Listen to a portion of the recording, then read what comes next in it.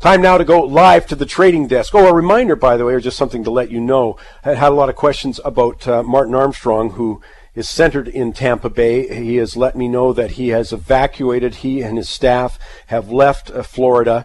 They are under an evacuation order. By the way, I'll be broadcasting from the Martin Armstrong Studios on September 30th. The Martin Armstrong Studios from September 30th down in Tampa Bay. Obviously, devastation permitting. Also, next week's show, we got Jim Dines for you, so you'll want to be tuned to that. Let's go to Victor Adair in the trading desk. Vic, this is something I thought of you this week when I saw the currency moves. You've always been saying, look, currencies move further and farther than you ever imagined. You've been telling me that for 30 years. And didn't we get an example of that this week?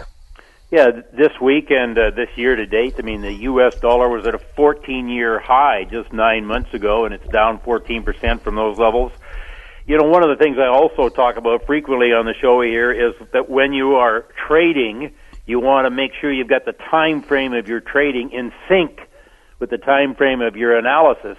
And, I mean, for instance, the Canadian dollar was up 5% this week at its highs from last week's lows.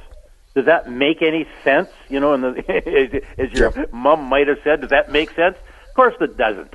Why did that happen? I think sort of a combination of events, but certainly leading that. I mean, everybody knows the Bank of Canada raised rates, and yes, the expectations are they're going to raise rates more. Bank of Canada has done a 180, changed their tune from where it was, say, 2 years ago when they're pushing through emergency cuts. But you ask yourself, what could go wrong here? Everybody and his dog, from my perspective, as we look at sentiment in the market, is really negative on the U.S. dollar, like across the board. Everybody's really bullish on the euro, a currency, representing a socialist quagmire, if I could say that. I am just here.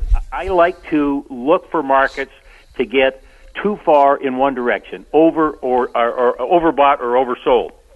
And I think the U.S. dollar is way oversold here on that rather short-term time frame where I am comfortable going in and out of the markets. What could go wrong here? Joseph Schachter, for instance, is still forecasting crude oil, the WTI, below $40 this quarter.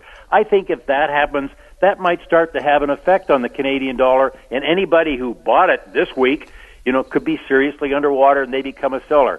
So I really pay attention to the psychology in the market, how that drives prices, and I think right now we're at extremes in sentiment in the currency markets, and has that affect the commodity markets and so on as well.